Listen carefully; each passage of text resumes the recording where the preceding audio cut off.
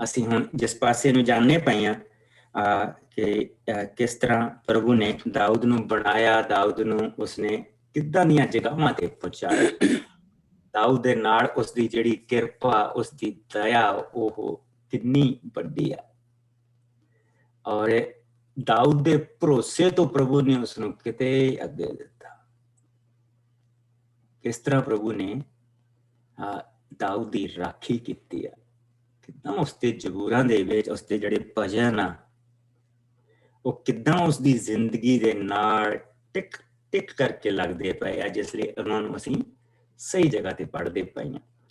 ਔਰ ਅੱਜ ਅਸੀਂ 144 ਜ਼ਬੂਰ ਤੋਂ ਸ਼ੁਰੂ ਕਰਾਂਗੇ, ਜਿਸ ਨੂੰ ਮਿਲ ਜਾਏ ਸਾਮ 144।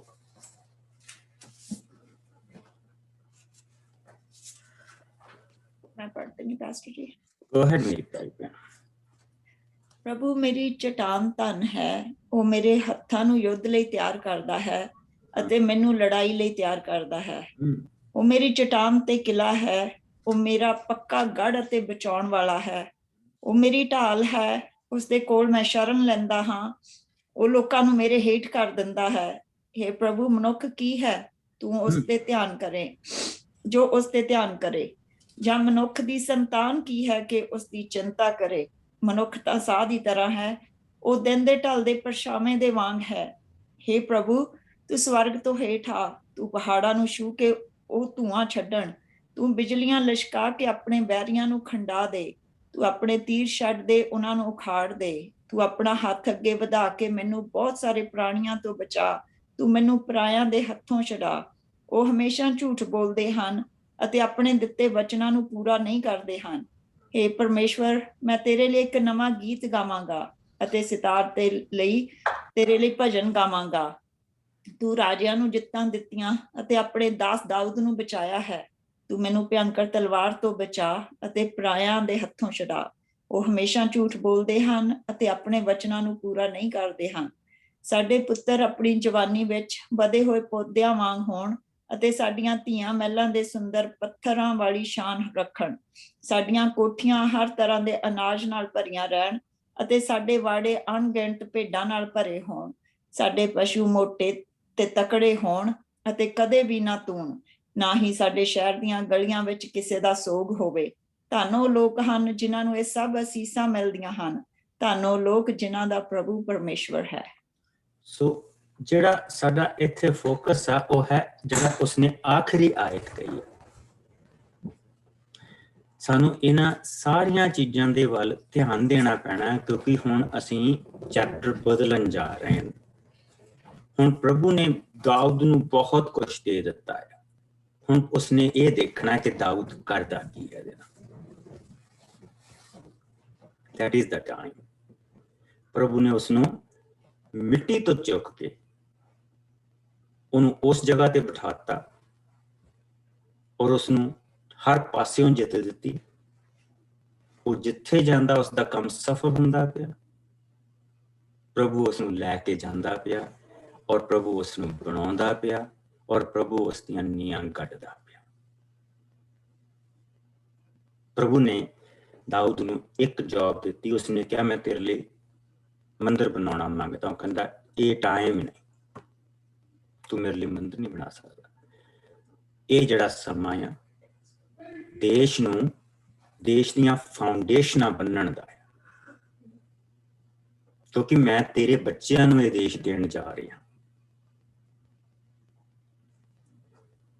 ਤੇਰਾ ਕੰਮ ਨਹੀਂ ਕਿ ਤੂੰ ਘਰ ਰਹੇ, ਤੇਰਾ ਕੰਮ ਇਹ ਆ ਕਿ ਤੂੰ ਜਾ ਕੇ ਆਪਣੀਆਂ ਫੌਜਾਂ ਦੇ ਨਾਲ ਆਪਣੇ ਦੇਸ਼ ਦੀਆਂ ਜਿਹੜੀਆਂ ਹੱਦਾਂ ਆ ਉਹਨਾਂ ਨੂੰ ਮਜ਼ਬੂਤ ਕਰ, ਉਹਨਾਂ ਨੂੰ ਪੂਰੇ ਤਰ੍ਹਾਂ ਸੁਰੱਖਿਅਤ ਕਰ। ਜਿਹੜੇ ਜਿਹੜੇ ਇਲਾਕੇ ਦੂਜੀਆਂ ਕੌਮਾਂ ਦੇ ਲੋਕਾਂ ਨੇ ਆ ਕੇ ਜਿੱਤ ਲਏ ਜਾਂ ਉਹਨਾਂ ਤੋਂ ਲੁੱਟਦੇ ਆ, ਜਾਂ ਉੱਥੇ ਦੇ ਜਿਹੜੇ ਵਿਚਾਰੇ ਮਾਸੂਮ ਆ ਉਹਨਾਂ ਨੂੰ ਫੜ ਕੇ ਗੁਲਾਮ ਬਣਾ ਕੇ ਲੈ ਜਾਂਦੇ ਆ, ਤੇਰਾ ਕੰਮ ਇਹ ਆ ਕਿ ਤੂੰ ਉਹਨਾਂ ਨੂੰ ਸੁਰੱਖਿਅਤ ਕਰ। ਧੰਨ ਉਹ ਲੋਕ ਆ ਕਹਿੰਦਾ ਜਿਨ੍ਹਾਂ ਨੂੰ ਇਹ ਅਸੀਸਾਂ ਮਿਲਦੀਆਂ, ਕਿਉਂਕਿ ਪਰਮੇਸ਼ਵਰ ਧੰਨ ਕੀ ਕਹਿੰਦਾ, ਜੋ ਮੈਨੂੰ ਲੜਾਈ ਦੇ ਲਈ ਤਿਆਰ ਕਰਦਾ ਹੈ। ਜੋ ਮੈਨੂੰ ਲੜਾਈ ਦੇ ਲਈ ਤਿਆਰ ਕਰਦਾ ਹੈ। ਦਾਊਦ ਨੂੰ ਪ੍ਰਭੂ ਨੇ ਸ਼ਾਂਤੀ ਦੇ ਸਮੇਂ ਦੇ ਲਈ ਨਹੀਂ ਚੁਣਿਆ ਹੈ। ਦਾਊਦ ਨੂੰ ਉਸਨੇ ਇਜ਼ਰਾਈਲ ਦੀਆਂ ਹੱਦਾਂ ਵਧਾਉਣ ਦੇ ਲਈ ਨੀ ਧਰਤੀ, ਵਾਅਦੇ ਦੀ ਧਰਤੀ ਦਿੱਤੀ ਉਹ ਅਬਰਾਹਮ ਨੂੰ, ਉਹ ਸਾਰੀ ਧਰਤੀ ਤੇ ਕਬਜ਼ਾ ਕਰਨ ਨੂੰ ਚੁਣਿਆ ਹੈ। ਔਰ ਜਿਹੜਾ ਇੱਕ ਇਲਾਕਾ ਪ੍ਰਭੂ ਨੇ ਹਾਲੇ ਤੱਕ ਜਿੱਤ ਨਹੀਂ ਦਿੱਤੀ ਸੀ, ਔਰ ਜੇ ਤੇ ਇਜ਼ਰਾਈਲੀ ਕਹਿੰਦੇ ਸੀ ਇਹ ਨਹੀਂ ਜਿੱਤਿਆ ਜਾ ਸਕਦਾ, ਦਾਊਦ ਨੂੰ ਪ੍ਰਭੂ ਨੇ ਉਹਦੇ ਉੱਤੇ ਵੀ ਜਿੱਤ ਦੇ ਕੇ ਤੇ ਸਾਰੇ ਇਜ਼ਰਾਈਲ ਦੇ ਸਾਹਮਣੇ ਯਬੂਸੀਆਂ ਨੂੰ ਜਿਸ ਲਈ ਉਸਨੇ ਜਿੱਤ ਲਿਆ ਤਾਂ ਸਾਰੇ ਇਜ਼ਰਾਈਲੀਆਂ ਨੂੰ ਪਤਾ ਲੱਗ ਗਿਆ ਕਿ ਇਹ ਹੋਇਆ। He is the man। ਇਹ ਹੈ ਜਿਹੜਾ ਪ੍ਰਭੂ ਨੇ ਚੁਣਿਆ। ਔਰ ਫਿਰ ਦੇਖੋ ਪ੍ਰਭੂ ਦੇ ਵਚਨ ਚ ਕਹਿ ਰਿਹਾ, ਉਹ ਮੇਰੀ ਚਟਾਨ ਅਤੇ ਕਿਲਾ ਹੈ, ਉਹ ਮੇਰਾ ਪੱਕਾ ਗੜ ਅਤੇ ਬਚਾਉਣ ਵਾਲਾ ਹੈ, ਉਹ ਮੇਰੀ ਢਾਲ ਹੈ, ਉਸੇ ਦੇ ਕੋਲ ਮੈਂ ਸ਼ਰਨ ਲੈਂਦਾ ਹਾਂ, ਉਹ ਲੋਕਾਂ ਨੂੰ ਮੇਰੇ ਹੇਠ ਕਰ ਦਿੰਦਾ ਹੈ। हे ਪ੍ਰਭੂ, ਮਨੁੱਖ ਕੀ ਹੈ ਕਿ ਤੂੰ ਉਸ ਤੇ ਧਿਆਨ ਕਰੇ, ਜਾਂ ਮਨੁੱਖ ਦੀ ਸੰਤਾਨ ਕੀ ਹੈ ਜੋ ਤੂੰ ਉਸ ਦੀ ਚਿੰਤਾ ਕਰੇ। ਮਨੁੱਖ ਤਾਂ ਸਾਹ ਦੀ ਤਰ੍ਹਾਂ ਹੈ, ਉਹ ਦਿਨ ਦੇ ਢਲਦੇ ਪਰਛਾਵੇਂ ਦੇ ਵਾਂਗ ਹੈ। हे ਪ੍ਰਭੂ, ਸਵਰਗ ਤੋਂ ਹੇਠਾਂ ਆ, ਤੂੰ ਪਹਾੜ ਨੂੰ ਛੂ ਕੇ ਉੱਤੀਆਂ ਧੂਆਂ ਛੱਡਣ ਔਰ ਬਿਜਲੀਆਂ ਲਿਸ਼ਕਾ। ਸੋ ਅਸੀਂ ਇਹ ਦੇਖਦੇ ਪਏ ਹਾਂ ਕਿ ਪ੍ਰਭੂ ਦੀਆਂ ਉਹ ਬਿਜਲੀਆਂ ਜਿਹੜੀਆਂ ਹੈਗੀਆਂ, ਉਹ ਦਾਊਦ ਜਿੱਥੇ ਜਾਂਦਾ ਸੀ, ਉਹਦੇ ਜਾਣ ਤੋਂ ਪਹਿਲਾਂ ਹੀ ਪ੍ਰਭੂ ਨੇ ਆਪਣਾ ਕੰਮ ਕੀਤਾ ਹੁੰਦਾ ਸੀ। ਦਾਊਦ ਨੇ ਕਬਜ਼ਾ ਕਰਨਾ ਸੀ, ਪ੍ਰਭੂ ਨੂੰ ਬਰਕਤ ਦੇ ਰਿਹਾ ਸੀ, ਬਰਕਤ ਤੋਂ ਬਾਅਦ ਬਰਕਤ ਦੇ ਰਿਹਾ ਸੀ। ਸੋ ਇਹ ਚੀਜ਼ ਉਹ ਕਹਿ ਰਿਹਾ ਕਿ ਧਨ ਹੈ ਉਹ ਮਨੁੱਖ ਜਿਨ੍ਹਾਂ ਨੂੰ ਇਹ ਸਭ ਅਸੀਸਾਂ ਮਿਲਦੀਆਂ ਹਨ। ਧਨ ਉਹ ਲੋਕ ਹਨ ਜਿਨ੍ਹਾਂ ਦਾ ਪ੍ਰਭੂ ਪਰਮੇਸ਼ਵਰ ਹੈ। ਸੋ ਇਸ ਵੇਲੇ ਉਹ ਕਿਹਨੂੰ ਧਨ ਕਹਿ ਰਿਹਾ? ਆਪਣੇ ਆਪ ਨੂੰ ਕਹਿ ਰਿਹਾ, ਕਿਉਂਕਿ ਪ੍ਰਭੂ ਨੇ ਉਸ ਨੂੰ ਇਹ ਸਾਰੀਆਂ ਅਸੀਸਾਂ ਦਿੱਤੀਆਂ ਹੈ। ਆਮੇਨ। ਸੋ ਆਓ ਅਸੀਂ ਦੂਸਰਾ ਸੈਮੂਅਲ ਹੁਣ ਉਸਦੇ 10ਵੇਂ ਭਾਗ ਦੇ ਵਿੱਚ ਚੱਲੀਏ। ਔਰ ਅਸੀਂ ਦੇਖਿਆ ਸੀ ਕਿ ਦਾਊਦ ਨੇ ਸਾਊਲ ਦੇ ਪੋਤੇ ਬੈਂਜਮਨ ਦੇ ਬੇਟੇ ਮਫੀਬੋਸਤ ਨੂੰ ਉਸਨੇ ਆਪਣੇ ਪੁੱਤਰਾਂ ਦੇ ਵਾਂਗ ਆਪਣੇ ਮੇਜ਼ ਤੇ ਜਗ੍ਹਾ ਦਿੱਤੀ। ਜੇ ਉਹਦੇ ਪੁੱਤਰ ਦੀਵਾਨ ਸੀ ਤਾਂ ਉਸਨੇ ਉਹਦੇ ਤੇ ਯੋਨਾਥਨ ਦੇ ਪੋਤੇ ਨੂੰ, ਦੋਨਾਂ ਦੇ ਉੱਤੇ ਉਸਨੇ ਰਹਿਮ ਕੀਤੀ। ਉਹਨਾਂ ਦੀ ਸਾਰੀ ਜ਼ਮੀਨ ਵਾਪਸ ਉਹਨਾਂ ਨੂੰ ਦੇ ਦਿੱਤੀ ਗਈ ਔਰ ਬਰਕਤ ਦੇ ਦਿੱਤੀ ਗਈ, ਜਿਸ ਦੇ ਨਾਲ ਬਿਨਯਾਮੀਨ ਦੇ ਵਿੱਚ ਜਿਹੜੇ ਥੋੜੇ ਬਹੁਤੇ ਲੋਕ ਜਿਹੜੇ ਕੌੜੇ ਸੀਗੇ, ਉਹਨਾਂ ਦੇ ਮਨ ਵੀ ਬਦਲਣੇ ਸ਼ੁਰੂ ਹੋ ਗਏ। ਔਰ ਇਸ ਤਰ੍ਹਾਂ ਸਾਰੀ ਕੌਮ ਹੁਣ ਦਾਊਦ ਦੇ ਨਾਲ ਖੜੀ ਹੈ। ਹਾਲੇ ਵੀ ਥੋੜੇ ਬਹੁਤੇ ਹੈਗੇ ਆ ਜਿਨ੍ਹਾਂ ਬਾਰੇ ਅਸੀਂ ਪੜਾਂਗੇ, ਲੇਕਿਨ ਇਸ ਵੇਲੇ ਬਹੁਤੇ ਲੋਕ ਦਾਊਦ ਦੇ ਨਾਲ ਖੜੇ ਆ। ਸੋ ਆਓ ਅਸੀਂ 10ਵੇਂ ਭਾਗ ਦੇ ਵਿੱਚ ਚਲੀਏ। ਔਰ 10ਵੇਂ ਭਾਗ ਦੇ ਵਿੱਚ ਨੰਬਰ ਕਿੰਨਾ ਹੈ? 457ਵਾਂ। ਅੱਛਾ, ਹਾਂਜੀ,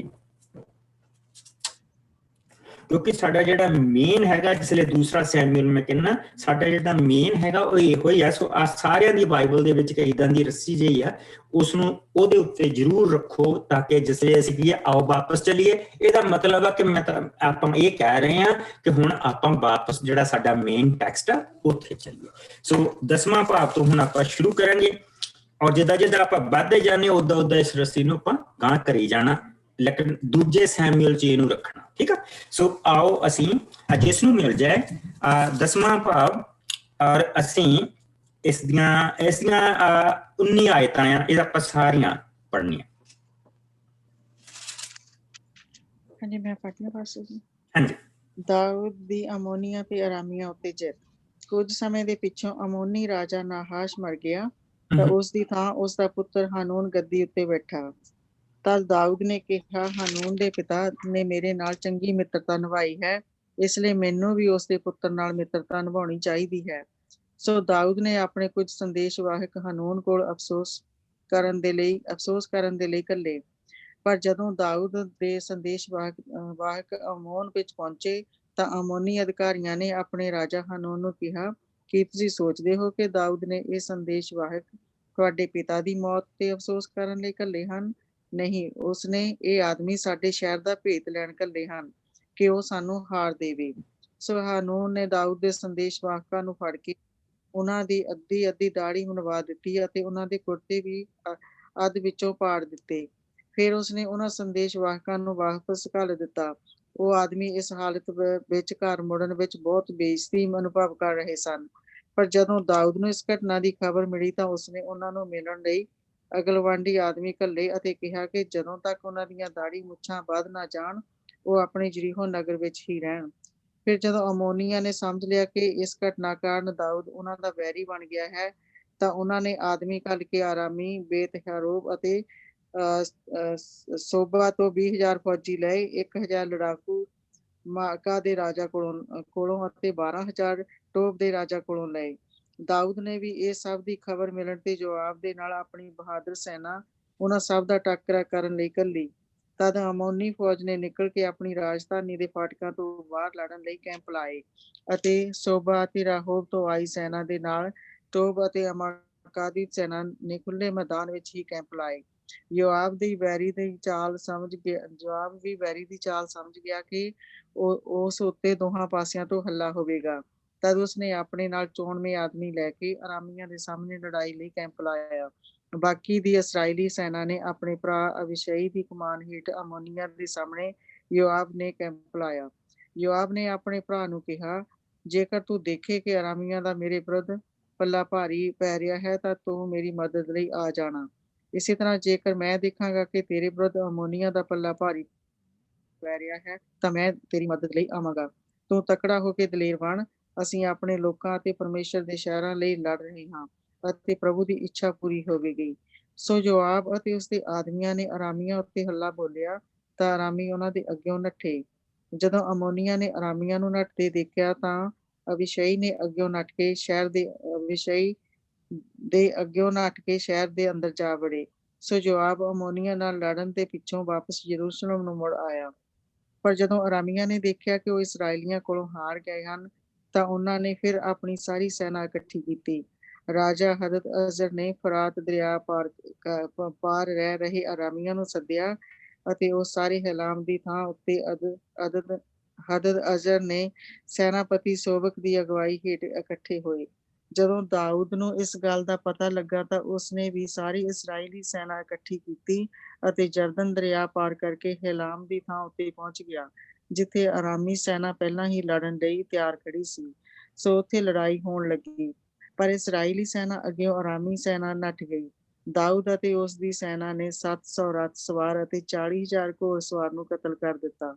ਉਹਨਾਂ ਨੇ ਅਰਾਮੀ ਸੈਨਾਪਤੀ ਸੋਬਕ ਨੂੰ ਵੀ ਜ਼ਖਮੀ ਕਰ ਦਿੱਤਾ, ਜੋ ਉੱਥੇ ਹੀ ਮਰ ਗਿਆ। ਫਿਰ ਜਦੋਂ ਹਦਦ-ਅਜ਼ਰ ਨੇ ਦੇ ਅਧੀਨ ਸਭ ਰਾਜਿਆਂ ਨੇ ਦੇਖਿਆ ਕਿ ਉਹ ਇਸਰਾਏਲੀਆਂ ਦੇ ਹੱਥੋਂ ਹਾਰ ਗਏ ਹਨ ਤਾਂ ਉਸਨੇ ਇਸਰਾਏਲੀਆਂ ਨਾਲ ਸੁਲ੍ਹਾ ਕਰ ਲਈ ਅਤੇ ਉਹ ਉਹਨਾਂ ਦੇ ਅਧੀਨ ਹੋ ਗਏ। ਅੱਗੇ ਤੋਂ ਅਰਾਮੀ ਅਮੋਨੀਆਂ ਦੀ ਮਦਦ ਕਰਨ ਤੋਂ ਵੀ ਡਰਨ ਲੱਗੇ। ਆਮੀਨ। ਸੋ ਅਸੀਂ ਇਹ ਦੇਖਿਆ ਕਿ ਪਹਿਲਾਂ ਜਿਹੜਾ ਫਿਲਸਤੀਆਂ ਦੇ ਨਾਲ ਵੀ ਇਸ ਤਰ੍ਹਾਂ ਹੀ ਹੋਇਆ। ਫਿਲਸਤੀ ਜਿਹੜੇ ਸੀਗੇ ਉਹ ਵੀ ਬਾਰ-ਬਾਰ ਇਸ ਤਰ੍ਹਾਂ ਇਕੱਠੇ ਹੋ ਕੇ ਆਉਂਦੇ ਸੀਗੇ। ਜਿਸ ਤਰ੍ਹਾਂ ਕਿ ਅਸੀਂ ਦੇਖਿਆ ਸੀ ਕਿ ਫਿਲਸਤ ਕੋਈ ਇੱਕ ਰਾਜ ਨਹੀਂ ਸੀਗਾ, ਇੱਕ ਬਹੁਤ ਸਾਰੇ ਰਾਜਿਆਂ ਦਾ, ਜਿਸ ਤਰ੍ਹਾਂ ਕਿ ਜਗ੍ਹਾ ਦੇ ਰਾਜੇ ਹੁੰਦੇ ਸੀ ਜਿਹੜੇ ਇਕੱਠੇ ਹੋ ਕੇ ਫਿਲਸਤ ਬਣਦਾ ਸੀਗਾ। ਲੇਕਿਨ ਉਦਾਂ ਉਹਨਾਂ ਦੇ ਆਪਣੇ ਆਪਣੇ ਰਾਜ ਸੀਗੇ, ਪਰ ਜਿਸ ਲਈ ਉਹ ਕਿਸੇ ਤੇ ਹਮਲਾ ਕਰਦੇ ਸੀ ਤਾਂ ਇਕੱਠੇ ਹੋ ਕੇ ਕਰਦੇ ਸੀ। ਬੇਸਿਕਲੀ ਜਿਸ ਤਰ੍ਹਾਂ ਅਸੀਂ ਇਹ ਕਹਿ ਲਈਏ ਕਿ ਹਿੰਦੁਸਤਾਨ ਦੇ ਵਿੱਚ ਸਾਡੇ ਵੱਖਰੇ ਸੂਬੇ ਆ, ਹਰੇਕ ਸੂਬੇ ਤੇ ਵੱਖਰਾ ਰਾਜਾ ਆ, ਔਰ ਜਿਸ ਵੇਲੇ ਸਾਰੇ ਜਾਣੇ ਇਕੱਠੇ ਹੋ ਜਾਣ ਤੇ ਆਪਣੇ ਆਪ ਨੂੰ ਹਿੰਦੁਸਤਾਨ ਕਹਿ ਕੇ ਤਾਂ ਹਮਲਾ ਕਰਨ। That's basically it. ਸੋ ਇਸੇ ਤਰ੍ਹਾਂ ਉਹ ਜਿਹੜਾ ਗਰੁੱਪ ਸੀਗਾ ਉਹ ਵੀ ਦਾਊਦ ਨੇ ਜਿੱਦਾਂ ਕਿ ਖਿਲਾਰ ਦਿੱਤਾ। ਉਹ ਵੀ ਹੁਣ ਇੱਕ ਦੂਸਰੇ ਦੀ ਮਦਦ ਕਰਨ ਤੋਂ ਹੁਣ ਡਰਦੇ ਆ, ਉਹ ਲੜਨ ਦੇ ਲਈ ਤਿਆਰ ਨਹੀਂ ਗੇ। ਇਹ ਜਿਹੜੇ ਹੁਣ ਇੱਧਰਲੇ ਪਾਸੇ ਵਾਲੇ ਸੀਗੇ, ਹੁਣ ਇਹਨਾਂ ਦੀ ਵਾਰੀ ਆਈ ਹੈ। ਇਹ ਵੀ ਇਸੇ ਤਰ੍ਹਾਂ ਲਗਾਤਾਰ ਹਮਲੇ ਕਰਦੇ ਰਹਿੰਦੇ ਸੀਗੇ, ਔਰ ਇਹਨਾਂ ਨੇ ਇਹ ਸੋਚਿਆ ਕਿ ਅਗਰ ਅਸੀਂ ਸਾਰੇ ਜਾਣੇ ਇਕੱਠੇ ਹੋ ਕੇ ਹਮਲਾ ਕਰਾਂਗੇ ਤਾਂ ਫਿਰ ਅਸੀਂ ਜਿੱਤ ਜਾਵਾਂਗੇ। ਲੇਕਿਨ ਕਿਉਂਕਿ ਪ੍ਰਭੂ ਦਾਊਦ ਦੇ ਨਾਲ, ਜਿਹੜੀ ਸਭ ਤੋਂ ਵੱਡੀ ਗੱਲ ਆ ਉਹ ਪ੍ਰਭੂ ਦਾਊਦ ਦੇ ਨਾਲ। ਔਰ ਜਿਸ ਵੇਲੇ ਉਹਨਾਂ ਨੇ ਆਪਣੇ ਸਾਰੇ ਉਹ ਇਕੱਠੇ ਹੋ ਗਏ, ਕਿਤੋਂ 20,000 ਮੰਗਾਏ, ਕਿਤੋਂ 1000 ਮੰਗਾਏ, ਕਿਤੋਂ 40,000 ਮੰਗਾਏ ਫੌਜੀ, ਤੇ ਉਹ ਇਕੱਠੇ ਹੋ ਗਏ। ਇਕੱਠੇ ਹੋ ਕੇ ਤਾਂ ਉਹਨਾਂ ਨੇ ਸੋਚਿਆ ਕਿ ਹੁਣ ਅਸੀਂ ਹਮਲਾ ਕਰਾਂਗੇ। ਪਹਿਲਾਂ ਉਹਨਾਂ ਨੇ ਫੌਜਾਂ 2 ਹਿੱਸੇ 'ਚ ਵੰਡ ਦਿੱਤੀਆਂ। ਯੋਆਬ ਨੇ ਜਿਸਲੇ ਦੇਖਿਆ ਕਿ ਸਮਥਿੰਗ ਇਜ਼ ਰੋਂਗ, ਤਾਂ ਉਸਨੇ ਆਪਣੇ ਭਰਾ ਅਬੀਸ਼ਾਈ ਨੂੰ, ਔਰ ਬਾਏ ਦਾ ਵੇ ਇਹ ਦੋਨੇ ਜਿਹੜੇ ਯੋਆਬ ਤੇ ਅਬੀਸ਼ਾਈ ਸੀਗੇ, ਇਹ ਦੋਨੇ ਜਿਹੜੇ ਸੀਗੇ ਇਹ ਦਾਊਦ ਦੇ ਮਾਮੇ ਸੀਗੇ, ਦੋਨੇ ਦਾਊਦ ਦੇ ਮਾਮੇ ਸੀਗੇ। ਔਰ there are different school of thoughts। ਇੱਕ ਜਿਹੜਾ ਸਕੂਲ ਜਿਹੜਾ ਹੈਗਾ ਆ ਜਿਹੜਾ ਫਰੀਸੀਆਂ ਦਾ ਆ, ਉਹ ਇਹ ਬਿਲੀਵ ਕਰਦਾ ਕਿ ਇਹ ਜਿਹੜੇ ਸੀਗੇ ਇਹ ਉਹਦੀ ਉਸ ਇੱਕੋ ਹੀ ਮਾਂ ਤੋਂ ਇਹ ਸਾਰੇ ਪੈਦਾ ਹੋਏ ਆ। ਲੇਕਿਨ ਇੱਕ ਉਹਦੇ ਵਿੱਚ ਸਕੂਲ ਆਫ ਹਿਲਾਲ ਆ ਜਿਹੜਾ ਧਰਮ ਗ੍ਰੰਥੀਆਂ ਦਾ ਆ, ਉਹ ਇਹ ਦੱਸਦਾ ਹੈਗਾ ਕਿ ਨਹੀਂ, ਯੱਸੀ ਦੀਆਂ 2 ਪਤਨੀਆਂ ਸੀਗੀਆਂ। ਪਹਿਲੀ ਪਤਨੀ ਤੋਂ ਜਿਹੜੇ ਉਸਦੇ ਜਿਹੜੇ ਸੀਗੇ ਉਹ ਜਿਹੜੇ 7 ਮੁੰਡੇ ਆ ਉਹ ਪੈਦਾ ਹੋਏ ਸੀ, ਤੇ ਦੂਸਰੀ ਪਤਨੀ ਤੋਂ ਦਾਊਦ ਪੈਦਾ ਹੋਇਆ ਸੀ ਤੇ 2 ਬੇਟੀਆਂ ਪੈਦਾ ਹੋਈਆਂ ਸੀ। ਔਰ ਇਹ ਜਿਹੜੀ ਪਹਿਲੀ ਪਤਨੀ ਸੀ ਉਹਦੀ ਉਹ ਮਰ ਗਈ ਸੀਗੀ, ਤੇ ਦੂਸਰੀ ਪਤਨੀ ਤੋਂ ਜਿਹੜਾ ਦਾਊਦ ਪੈਦਾ ਹੋਇਆ ਸੀ। ਔਰ ਇਸੇ ਕਰਕੇ ਕਹਿੰਦੇ ਆ ਕਿ ਉਹਨੇ ਜਿਸਲੇ ਸੱਦੇ ਆ ਤੇ ਉਹਨੇ ਸਿਰਫ ਆਪਣੇ ਜਿਹੜੇ ਪਹਿਲੀ ਪਤਨੀ ਦੇ ਮੁੰਡੇ ਸੀਗੇ ਉਹ ਸੱਦੇ ਸੀਗੇ। So there is a lots of controversy on that। ਲੇਕਿਨ ਇੱਕ ਚੀਜ਼ for sure ਆ ਕਿ ਇਹ ਦੋਨੇ ਹੀ ਦਾਊਦ ਦੇ ਮਾਮੇ ਸੀਗੇ, ਔਰ ਇਹਨਾਂ ਦੋਨਾਂ ਨੇ ਦਾਊਦ ਦੀ ਬਹੁਤ ਮਦਦ ਕੀਤੀ। ਈਵਨ ਦੋ ਕਿ ਜਿਸ ਵੇਲੇ ਦਾਊਦ ਪਹਾੜੀਆਂ 'ਚ ਲੁਕਦਾ ਫਿਰਦਾ ਸੀ, ਇਹ ਦੋਨੇ ਹੀ ਦਾਊਦ ਦੇ ਨਾਲ ਖੜੇ ਰਹੇ। ਅਬੀਸ਼ਾਈ ਉਹ ਸੀਗਾ ਜਿਸਨੇ ਦਾਊਦ ਨੂੰ ਕਿਹਾ ਸੀਗਾ, ਦਾਊਦ ਨੇ ਜਿਸ ਨੂੰ ਕਿਹਾ ਸੀਗਾ। ਦੋਨਾਂ ਨੂੰ ਪੁੱਛਿਆ ਵੀ ਕੌਣ ਮੇਰੇ ਨਾਲ ਜਾਊਗਾ।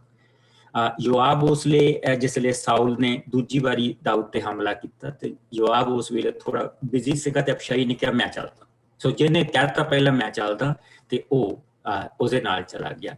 ਔਰ ਜਿਹੜੇ ਉੱਥੋਂ ਸਾਊਲ ਦਾ ਹਥਿਆਰ ਤੇ ਪਾਣੀ ਦੀ ਸੁਰਾਹੀ ਵੀ ਜਿਹੜਾ ਚੁੱਕ ਕੇ ਲਿਆਇਆ ਸੀ, ਉਹ ਅਬੀਸ਼ਾਈ ਲੈ ਕੇ ਆਇਆ ਸੀ। ਤੇ ਉਸਨੇ ਕਿਹਾ ਸੀ ਜੇ ਤੂੰ ਕਹੇ ਤਾਂ ਮੈਨੂੰ ਉੱਥੇ ਹੀ ਬਿੰਨ ਦਊਂਗਾ। ਜੇ ਉੱਥੇ ਬਿੰਨ ਦਿੰਦਾ, ਉੱਥੇ ਮਾਰ ਦਿੰਦਾ, ਤੇ ਉਹਨੇ ਵਾਪਸ ਨਹੀਂ ਸੀ ਆਉਣਾ, ਕਿਉਂਕਿ ਫੌਜ ਨੇ ਉਹਨੂੰ ਮਾਰ ਸੁੱਟਣਾ ਸੀ। ਇੱਥੇ ਤੱਕ ਉਹ ਦਾਊਦ ਦੇ ਲਈ ਡੈਡੀਕੇਟਡ ਸੀਗੇ, ਇੱਥੇ ਤੱਕ। ਔਰ ਜਿਸ ਵੇਲੇ ਹੁਣ ਉਸਨੇ ਆਪਣੇ ਭਰਾ ਨੂੰ ਕਿਹਾ ਕਿ ਇੱਧਰਲਾ ਪਾਸਾ ਮੈਂ ਸੰਭਾਲਦਾ, ਦੂਜਾ ਪਾਸਾ ਤੂੰ ਸੰਭਾਲ, ਪਰ ਯੋਆਬ ਨੇ ਪਹਿਲਾਂ ਹਮਲਾ ਕਰ ਦਿੱਤਾ। ਸੋ ਜਿਹੜਾ ਇੱਕ ਪਾਸਾ ਸੀ ਉਹ ਹਾਰ ਗਿਆ। ਉਹਨਾਂ ਨੇ ਫਿਰ ਕੀ ਕੀਤਾ ਵੀ ਉਹਨਾਂ ਨੇ ਆਪਣੀ ਸਾਰੀ ਆਰਮੀ ਹੁਣ ਇਕੱਠੀ ਕਰ ਲਈ, ਉਹਨਾਂ ਨੇ ਹੋਰ ਬੰਦੇ ਪਿੱਛੋਂ ਮੰਗਾ ਲਏ, ਲੇਕਿਨ ਦਾਊਦ ਵੀ ਆਪਣੀ ਸੈਨਾ ਲੈ ਕੇ ਆ ਗਿਆ, ਔਰ ਜਿਸ ਦੇ ਨਾਲ ਉਹਨਾਂ ਦੀ ਬਹੁਤ ਬੁਰੀ ਹਾਰ ਹੋਈ। ਔਰ ਹੁਣ ਉਹਨਾਂ ਦੀ ਵੀ ਕੰਡੀਸ਼ਨ ਉਹੀ ਹੋ ਗਈ ਕਿ ਜਿਹੜੇ ਉੱਥੇ ਆਏ ਸੀਗੇ ਜਾਂ ਉਹ ਮਾਰੇ ਗਏ ਜਾਂ ਉਹ ਗੁਲਾਮ ਬਣਾ ਲਏ ਗਏ। ਤਾਂ ਉਹਨਾਂ ਦੇ ਘੋੜੇ ਜਿਹੜੇ ਸੀਗੇ ਉਹ ਉਹਨਾਂ ਦੇ ਹੱਥੀਂ ਆ ਗਏ, ਉਹਨਾਂ ਦੇ ਰੱਥ ਉਹਨਾਂ ਦੇ ਹੱਥੀਂ ਆ ਗਏ। ਦਾਊਦ ਦੀ ਸੈਨਾ ਹੁਣ ਦਿਨ ਬ ਦਿਨ ਤਕੜੀ ਹੁੰਦੀ ਜਾ ਰਹੀ ਆ, ਜੋ ਉਹਨਾਂ ਦੇ ਲੋਹੇ ਦੇ ਰੱਥ ਹੁੰਦੇ ਸੀਗੇ। ਸੋ ਉਹ ਹੁਣ ਦਾਊਦ ਦੇ ਕੋਲ ਸਾਰਾ ਕੁਛ ਇਕੱਠਾ ਹੁੰਦਾ ਜਾ ਰਿਹਾ।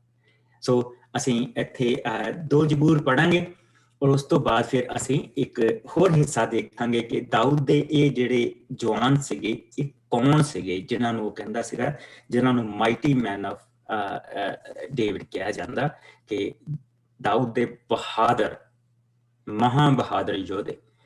ਉਹਨਾਂ ਦੇ ਫਿਰ ਅਸੀਂ ਨਾਮ ਦੇਖਾਂਗੇ। ਸਾਮ 20 ਤੇ ਸਾਮ 21, ਅਸੀਂ ਇਹ 2 ਜ਼ਬੂਰ ਪੜਾਂਗੇ।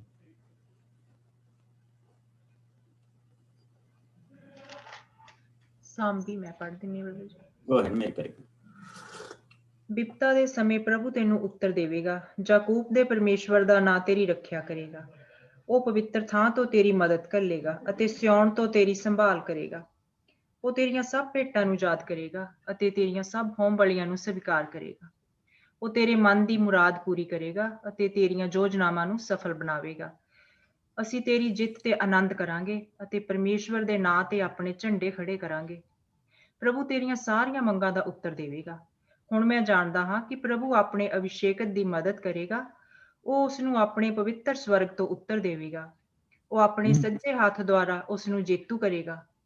ਕੁਝ ਲੋਕ ਆਪਣੇ ਰੱਥਾਂ ਤੇ ਘੋੜਿਆਂ ਉੱਤੇ ਘਮੰਡ ਕਰਦੇ ਹਨ, ਪਰ ਅਸੀਂ ਪ੍ਰਭੂ ਆਪਣੇ ਪਰਮੇਸ਼ਵਰ ਦੇ ਨਾਂ ਉੱਤੇ ਘਮੰਡ ਕਰਦੇ ਹਾਂ। ਇਹੋ ਜਿਹੇ ਲੋਕ ਤਿਲਕ ਕੇ ਡਿੱਗ ਪੈਣਗੇ, ਪਰ ਅਸੀਂ ਸੰਭਲ ਕੇ ਖੜੇ ਹੋ ਜਾਵਾਂਗੇ। ਹੇ ਪ੍ਰਭੂ, ਰਾਜਾ ਨੂੰ ਬਚਾ ਲੈ। ਜਦੋਂ ਅਸੀਂ ਤੈਨੂੰ ਪੁਕਾਰੀਏ ਤਾਂ ਤੂੰ ਸਾਨੂੰ ਉੱਤਰ ਦੇ। ਆਮੀਨ। ਦੇਖਿਆ ਕਿੱਦਾਂ ਇਹ ਜ਼ਰੂਰ ਬਿਲਕੁਲ ਸਹੀ ਜਗ੍ਹਾ ਤੇ ਜਿਹੜੇ ਅਸੀਂ ਪੜ੍ਹਦੇ ਪਏ ਹਾਂ ਤੇ ਕਿੱਦਾਂ ਇਹਨਾਂ ਤੋਂ ਸਾਨੂੰ ਬਰਕਤ ਮਿਲਦੀ ਹੈ। ਔਰ ਦਾਊਦ ਨੇ ਕਿਸੇ ਹੋਰ ਸੈਨਾ ਨੂੰ ਨਹੀਂ ਸੱਦਿਆ, ਕਿਸੇ ਹੋਰ ਸੈਨਾ ਨੂੰ ਨਹੀਂ ਸੱਦਿਆ, ਕਿਉਂਕਿ ਉਹ ਇਹ ਜਾਣਦਾ ਇਹ ਪ੍ਰਭੂ ਦੀ ਸੈਨਾ ਹੈ। ਇਹ ਉਹ ਸੈਨਾ ਜਿਹਦਾ ਸੈਨਾਪਤੀ ਪ੍ਰਭੂ ਆਪ ਆ। ਔਰ ਉਹ ਆਪ ਵੀ ਆਪਣੇ ਆਪ ਨੂੰ ਇੱਕ ਫੌਜੀ ਕਹਿ ਰਹੇ, ਜਿਹਦਾ ਇੱਕ ਫੌਜੀ ਮੈਂ। ਜ਼ਬੂਰ 21 ਪੜ੍ਹਦੇ ਹਾਂ, ਫਿਰ ਉਸ ਤੋਂ ਬਾਅਦ ਅਸੀਂ ਪ੍ਰਭੂ ਦੇ ਵਿੱਚ ਵਚਨ ਦੇ ਉਧਰਲੇ ਹਿੱਸਿਆਂ ਦੇ ਵਿੱਚ ਅੱਗੇ ਵਧਾਂਗੇ। ਮੈਂ ਪੜ੍ਹਦੇ ਮਾਸਟਰ ਜੀ? ਹਾਂਜੀ। ਹਾਂਜੀ। ਜਿੱਤ ਦੇ ਲਈ ਵਡਿਆਈ। ਹੇ ਪ੍ਰਭੂ, ਤੇਰੀ ਸ਼ਕਤੀ ਦੇ ਕਾਰਨ ਰਾਜਾ ਆਨੰਦਿਤ ਹੈ। ਤੇਰੀ ਮਦਦ ਮਿਲਣ ਤੇ ਉਹ ਅਤ ਪ੍ਰਸੰਨ ਹੈ। ਤੂੰ ਉਸ ਦੇ ਦਿਲ ਦੀ ਇੱਛਾ ਪੂਰੀ ਕੀਤੀ ਹੈ। ਤੂੰ ਉਸ ਦੀ ਬੇਨਤੀ ਸੁਣੀ ਹੈ। ਤੂੰ ਚੰਗੀਆਂ ਸੀਸਾਂ ਨਾਲ ਉਸ ਦੇ ਕੋਲ ਆਇਆ। ਤੂੰ ਉਸ ਦੇ ਸਿਰ ਤੇ ਸੋਨੇ ਦਾ ਤਾਜ ਰੱਖਿਆ ਹੈ। ਉਸਨੇ ਤੇਰੇ ਤੋਂ ਜੀਵਨ ਮੰਗਿਆ ਤਾਂ ਤੂੰ ਉਸਨੂੰ ਅਨੰਤ ਜੀਵਨ ਦਾ ਦਾਨ ਦਿੱਤਾ ਹੈ। ਤੇਰੀ ਮੁਕਤੀ ਦੁਆਰਾ ਉਸਨੂੰ ਮਹਿਮਾ ਮਿਲੀ ਹੈ। ਤੂੰ ਉਸਨੂੰ ਮਹਾਨਤਾ ਤੇ ਵੱਡਾ ਰਾਜ ਪ੍ਰਤਾਪ ਦਿੱਤਾ ਹੈ। ਤੇਰੀਆਂ ਅਸੀਸਾਂ ਹਮੇਸ਼ਾ ਉਸਦੇ ਨਾਲ ਹਨ। ਤੂੰ ਆਪਣੀ ਹਜ਼ੂਰੀ ਵਿੱਚ ਉਸਨੂੰ ਆਨੰਦਿਤ ਕਰਦਾ ਹੈ। ਰਾਜਾ ਪ੍ਰਭੂ ਉੱਤੇ ਭਰੋਸਾ ਰੱਖਦਾ ਹੈ। ਉਹ ਪਰਮ ਪ੍ਰਧਾਨ ਦੀ ਦਇਆ ਕਾਰਨ ਹਮੇਸ਼ਾ ਟਲ ਰਹੇਗਾ। ਰਾਜਾ ਆਪਣੇ ਸਭ ਵੈਰੀਆਂ ਨੂੰ ਬੰਦੀ ਬਣਾ ਲਵੇਗਾ। ਉਹ ਆਪਣੇ ਸਭ ਘਿਰਣਾ ਕਰਨ ਵਾਲਿਆਂ ਨੂੰ ਘੇਰ ਲਵੇਗਾ। ਉਹ ਨਿਕਲ ਕੇ ਉਹਨਾਂ ਨੂੰ ਮਗ ਦੀ ਅੱਗ ਦੀ ਤਰ੍ਹਾਂ ਬਣਾ ਦੇਵੇਗਾ, ਜੋ ਉਹਨਾਂ ਨੂੰ ਭਸਮ ਕਰ ਦੇਵੇਗੀ। ਸੋ ਇਸ ਤਰ੍ਹਾਂ ਪ੍ਰਭੂ ਦਾ ਕ੍ਰੋਧ ਉਹਨਾਂ ਉੱਤੇ ਆ ਪਵੇਗਾ। ਉਹਨਾਂ ਉਸਦੇ ਵਿਰੁੱਧ ਯੋਜਨਾਵਾਂ ਤੇ ਬਿਉਂਤਾਂ ਬਣਾਈਆਂ, ਪਰ ਉਹ ਸਫਲ ਨਹੀਂ ਹੋਣਗੇ। ਉਹ ਉਸਦੇ ਅੱਗਿਓਂ ਫਰਾਰ ਹੋ ਜਾਣਗੇ। ਉਹ ਉਹਨਾਂ ਨੂੰ ਆਪਣੇ ਤੀਰਾਂ ਦਾ ਨਿਸ਼ਾਨਾ ਬਣਾਏਗਾ। ਹੇ ਪ੍ਰਭੂ, ਅਸੀਂ ਤੇਰੇ ਬਲ ਦੀ ਮਹਿਮਾ ਕਰਦੇ ਹਾਂ। ਅਸੀਂ ਤੇਰੀ ਸ਼ਕਤੀ ਗਾ ਕੇ ਵਡਿਆਈ ਕਰਦੇ ਹਾਂ। ਆਮੀਨ। ਪ੍ਰਭੂ ਨੇ ਦਾਊਦ ਨੂੰ ਜਿੱਤਾਂ ਦੇ ਰਿਹਾ। ਦਾਊਦ ਉਸੇ ਵਡਿਆਈ ਪ੍ਰਭੂ ਨੂੰ ਦੇ ਰਿਹਾ, ਪ੍ਰਭੂ ਨੂੰ ਬਰਕਤ ਦੇ ਰਿਹਾ। ਪ੍ਰਭੂ ਦੇ ਹੁਕਮ ਦੇ ਨਾਲ ਉਹ ਅੱਗੇ ਜਾਂਦਾ, ਜੰਗਾਂ ਕਰਦਾ। ਪ੍ਰਭੂ ਉਸਨੂੰ ਕਰਦਾ, ਉਹ ਜਾਂਦਾ। ਪ੍ਰਭੂ ਤੋਂ ਪੁੱਛਦਾ, ਉਹ ਜਾਂਦਾ। ਪ੍ਰਭੂ ਉਸਨੂੰ ਜਿੱਤ ਦਿੰਦਾ। ਜਿੱਥੇ ਵੀ ਜਾਂਦਾ ਪ੍ਰਭੂ ਉਸਨੂੰ ਜਿੱਤ ਦਿੰਦਾ। ਪ੍ਰਭੂ ਨੇ ਉਸਨੂੰ ਇਸ ਕੰਮ ਦੇ ਲਈ ਚੁਣਿਆ ਹੈ, ਜਿੱਤਾਂ ਦੇ ਲਈ ਉਸਨੂੰ ਚੁਣਿਆ ਹੈ। ਔਰ ਜਿੱਤ ਕੇ ਉਹ ਵਾਪਸ ਆਉਂਦਾ ਔਰ ਪ੍ਰਭੂ ਦੇ ਨਾਂ ਨੂੰ ਧੰਨ ਕਹਿੰਦਾ। ਇਹ ਉਹ ਰਾਜਾ ਨਹੀਂ ਜਿਹੜਾ ਆ ਕੇ ਤਾਂ ਆਪਣੀਆਂ ਬਾਹਾਂ ਚੁੱਕ ਕੇ ਦਿਖਾਉਂਦਾ ਕਿ ਦੇਖੋ ਅਸੀਂ ਜਿੱਤ ਗਏ।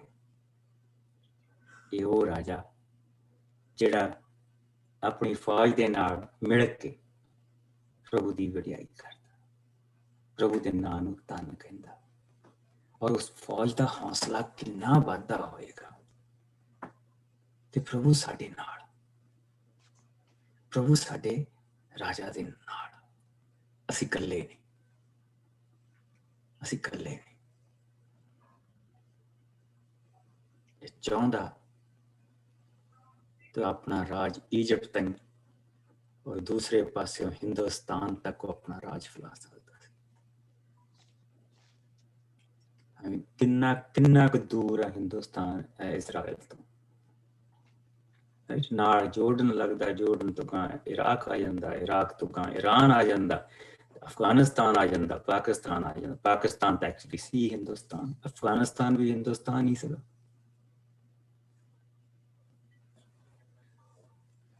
ਪ੍ਰਭੂ ਉਸਨੂੰ ਬਹੁਤ ਕੁਛ ਦੇ ਸਕਦਾ ਸੀ, ਬਹੁਤ ਕੁਛ ਦੇ ਸਕਦਾ ਸੀ। ਆਓ ਅਸੀਂ ਦਾਊਦ ਦੇ ਉਹ ਮਹਾਨ ਯੋਧੇ ਦੇਖੀਏ ਜਿਹੜੇ ਦਾਊਦ ਦੇ ਨਾਲ ਖੜੇ ਆ। ਪਹਿਲਾ ਇਤਿਹਾਸ ਉਸਦਾ 11ਵਾਂ ਭਾਗ 10 ਤੋਂ 47 ਆਇਤ।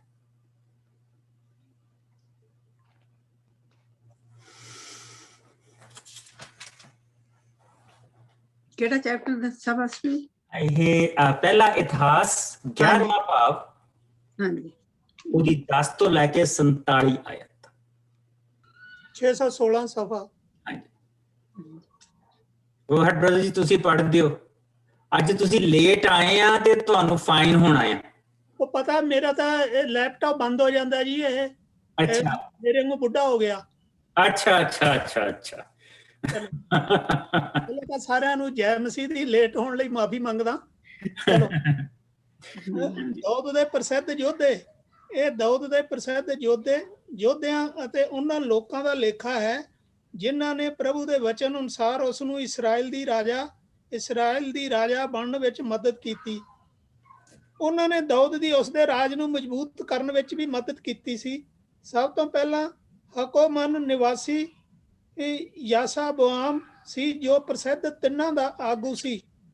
ਉਸਨੇ ਇੱਕ ਵਾਰ ਨੇਜੇ ਨਾਲ ਲੜਾਈ ਕੀਤੀ ਅਤੇ 300 ਆਦਮੀਆਂ ਨੂੰ ਇੱਕੇ ਵਾਰ ਮਾਰ ਸੁੱਟਿਆ ਸੀ। ਪ੍ਰਸਿੱਧ ਸੂਰਮਿਆਂ ਵਿੱਚੋਂ ਦੂਜਾ ਅਲ-ਅਜ਼ਾਰ ਸੀ, ਜਿਸ ਦਾ ਪਿਤਾ ਅਹੋਹੀ ਕੁਲ ਦਾ ਦੋਧੀ ਸੀ। ਉਹ ਦਾਊਦ ਦੇ ਨਾਲ ਫਲਿਸਤੀਆਂ ਦੇ ਵਿਰੁੱਧ ਫਜ਼ਦਮੀਮ ਦੀ ਲੜਾਈ ਵਿੱਚ ਲੜਿਆ ਸੀ। ਉਹ ਉਸ ਸਮੇਂ ਜਵਾਂ ਦੇ ਖੇਤ ਵਿੱਚ ਸੀ ਜਦੋਂ ਇਸਰਾਈਲੀ ਫਲਿਸਤੀਆਂ ਅੱਗੇ ਨੱਠ ਉੱਠੇ ਸਨ, ਪਰ ਅਲ-ਅਜ਼ਾਰ ਆਪਣੇ ਆਦਮੀਆਂ ਨਾਲ ਖੇਤ ਦੇ ਵਿਚਕਾਰ ਫਲਿਸਤੀਆਂ ਵਿਰੁੱਧ ਡਟਿਆ ਰਿਹਾ ਅਤੇ ਪ੍ਰਭੂ ਨੇ ਉਸ ਦਿਨ ਉਹਨਾਂ ਨੂੰ ਵੱਡੀ ਜਿੱਤ ਦਿੱਤੀ। ਇੱਕ ਵਾਰ ਫਸਲਾਂ ਦੀ ਵਾਢੀ ਸਮੇਂ 30 ਸੂਰਮਿਆਂ ਵਿੱਚੋਂ 3 ਪ੍ਰਸਿੱਧ ਸੂਰਮੇ ਅਦੁਲਾਮ ਦੀ ਗੁਫਾ ਵਿੱਚ ਦਾਊਦ ਕੋਲ ਗਏ। ਉਸ ਸਮੇਂ ਕੁਝ ਫਲਿਸਤੀ ਲੋਕਾਂ ਨੇ ਆਪਣਾ ਕੈਂਪ ਰਫਾਇਮ ਦੀ ਵਾਦੀ ਵਿੱਚ ਲਾਇਆ ਹੋਇਆ ਸੀ। ਦਾਊਦ ਉਸ ਸਮੇਂ ਇੱਕ ਕਿਲੇ ਅੰਦਰ ਸੀ ਅਤੇ ਬੈਤਲਹਮ ਫਲਿਸਤੀਆਂ ਦੇ ਕਬਜ਼ੇ ਵਿੱਚ ਸੀ। ਉਸ ਵੇਲੇ ਦਾਊਦ ਨੂੰ ਘਰ ਦੀ ਯਾਦ ਆਈ ਅਤੇ ਉਸਨੇ ਪਾਣੀ ਲਈ ਤਰਸਦੇ ਹੋਏ ਕਿਹਾ, ਕਾਸ਼ ਇੱਥੇ ਕੋਈ ਆਦਮੀ ਹੁੰਦਾ ਜੋ ਉਸ ਖੂਹ ਵਿੱਚੋਂ ਪਾਣੀ ਲਿਆ ਕੇ ਮੈਨੂੰ ਪਿਲਾਉਂਦਾ, ਜੋ ਬੈਤਲਹਮ ਦੇ ਫਾਟਕ ਕੋਲ ਹੈ। ਇਹ ਸੁਣ ਕੇ 3 ਪ੍ਰਸਿੱਧ ਸੂਰਮੇ ਆਦਮੀ ਨਿਕਲੇ ਅਤੇ ਉਹਨਾਂ ਨੇ ਫਲਿਸਤੀਆਂ ਦੇ ਕੈਂਪ ਨੂੰ ਪਾਰ ਕਰਕੇ ਬੈਤਲਹਮ ਦੇ ਫਾਟਕ ਲਾਗਲੇ ਖੂਹ ਤੋਂ ਕੁਝ ਪਾਣੀ ਕੱਢਿਆ ਅਤੇ ਲੈ ਕੇ ਵਾਪਸ ਦਾਊਦ ਕੋਲ ਆਏ। ਪਰ ਦਾਊਦ ਨੇ ਉਹ ਪਾਣੀ ਪੀਣ ਤੋਂ ਇਨਕਾਰ ਕਰ ਦਿੱਤਾ ਅਤੇ ਉਸਨੇ ਉਹ ਪਾਣੀ ਪ੍ਰਭੂ ਅੱਗੇ ਭੇਂਟ ਦੇ ਤੌਰ ਤੇ ਡੋਲ ਦਿੱਤਾ।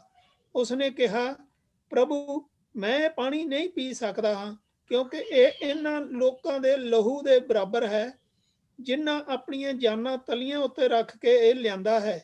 ਸੋ ਦਾਊਦ ਨੇ ਉਹ ਪਾਣੀ ਨਾ ਪੀਤਾ। ਇਹ ਬਹਾਦਰੀ ਦੇ ਕੰਮ ਸਨ ਜੋ 3 ਪ੍ਰਸਿੱਧ ਯੋਧਿਆਂ ਨੇ ਕੀਤੇ ਸਨ।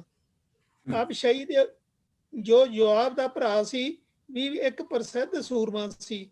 ਉਹ 30 ਸੂਰਮਿਆਂ ਦਾ ਆਗੂ ਸੀ। ਉਹ ਨੇਜਾ ਹੱਥ ਵਿੱਚ ਲੈ ਕੇ 300 ਆਦਮੀਆਂ ਨਾਲ ਲੜਿਆ ਸੀ ਅਤੇ ਉਹਨਾਂ ਨੂੰ ਮਾਰ ਕੇ 30 ਸੂਰਮਿਆਂ ਵਿੱਚ ਪ੍ਰਸਿੱਧ ਹੋ ਗਿਆ ਸੀ। ਸੋ 30 ਸੂਰਮਿਆਂ ਵਿੱਚ ਸਭ ਤੋਂ ਅਧਿਕ ਪ੍ਰਸਿੱਧ ਸੀ ਅਤੇ ਉਹ ਉਹਨਾਂ ਦਾ ਸਰਦਾਰ ਵੀ ਸੀ। ਪਰ ਉਸਨੇ 3 ਪ੍ਰਸਿੱਧ ਸੂਰਮਿਆਂ ਵਾਲੀ ਪ੍ਰਸਿੱਧੀ ਪ੍ਰਾਪਤ ਨਹੀਂ ਕੀਤੀ ਸੀ। ਕਿੱਥੋਂ ਤੱਕ ਪੜ੍ਹਨਾ ਜੀ?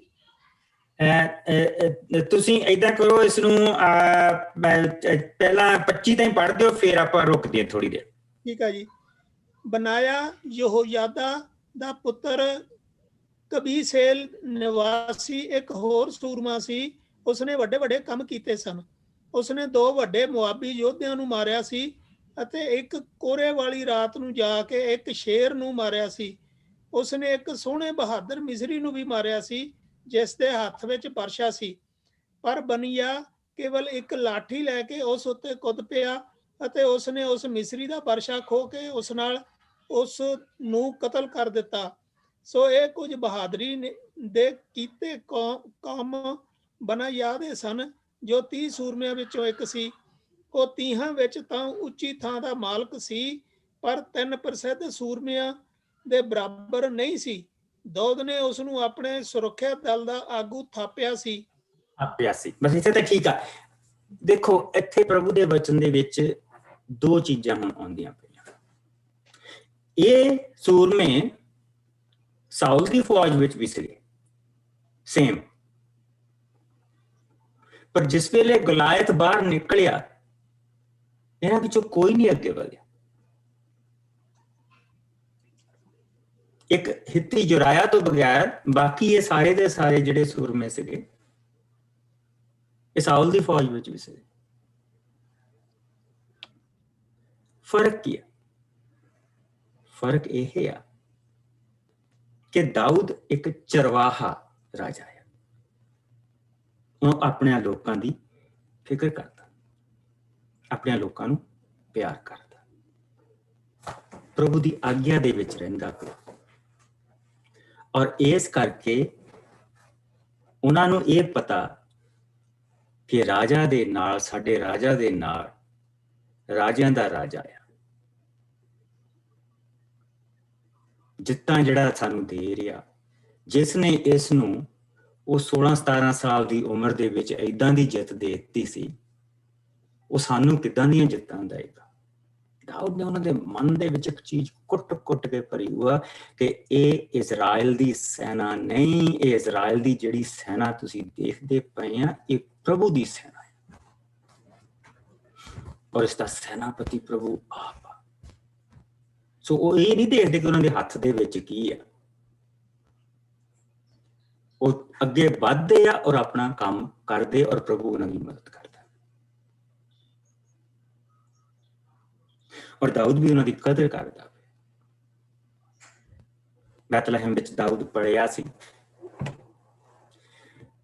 ਔਰ ਉਸ ਇਲਾਕੇ ਦੀ ਸਾਊਲ ਨੇ ਕੋਈ ਕਦਰ ਨਹੀਂ ਕੀਤੀ। ਉਸਨੂੰ ਉਸਨੇ ਫਲਸਤੀਨਾਂ ਦੇ ਹੱਥ ਦੇ ਵਿੱਚ ਛੱਡ ਦਿੱਤਾ, ਉਹਨਾਂ ਨੇ ਕਬਜ਼ਾ ਕਰ ਲਿਆ।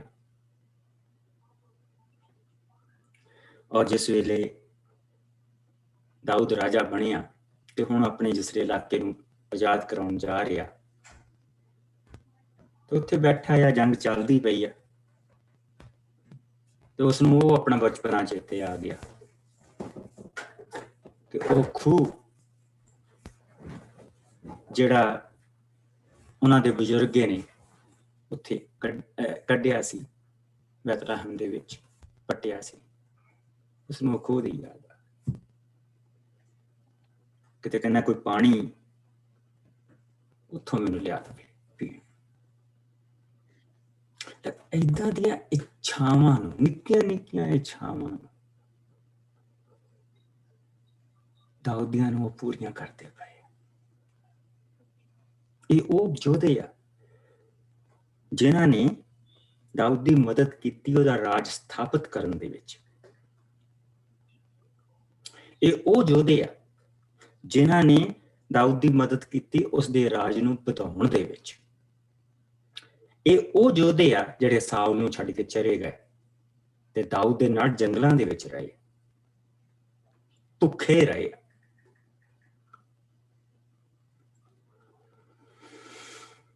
ਇਹ ਸਾਰੀ ਚੀਜ਼ ਦੇਖਣੀ ਬਹੁਤ ਹੀ ਜ਼ਰੂਰੀ ਹੈ। ਔਰ ਇਹਨਾਂ ਦੇ ਵਿੱਚ ਇੱਕ ਯੋਧਾ ਐਸਾ ਆ ਜਿਹੜਾ ਦਾਊਦ ਦੇ ਨਾਲ ਛਾਂ ਵਾਂਗੂ ਰਿਹਾ, ਜਿਹਦਾ ਛਾਂ ਰਹਿੰਦੀ ਨਾ ਬੰਦੇ ਦਾ ਪਰਛਾਵਾਂ ਰਹਿੰਦਾ, ਪਰਛਾਵੇਂ ਵਾਂਗੂ ਦਾਊਦ ਦੇ ਨਾਲ ਰਿਹਾ। ਆਓ ਅਸੀਂ ਹੁਣ ਇਹਨਾਂ ਦੇ ਨਾਮ ਪੜ੍ਹੀਏ। ਸੋ 26 ਤੋਂ ਲੈ ਕੇ 47 ਤੱਕ ਇਹਨਾਂ ਦੇ ਨਾਮ ਆਓ ਦੇਖੀਏ।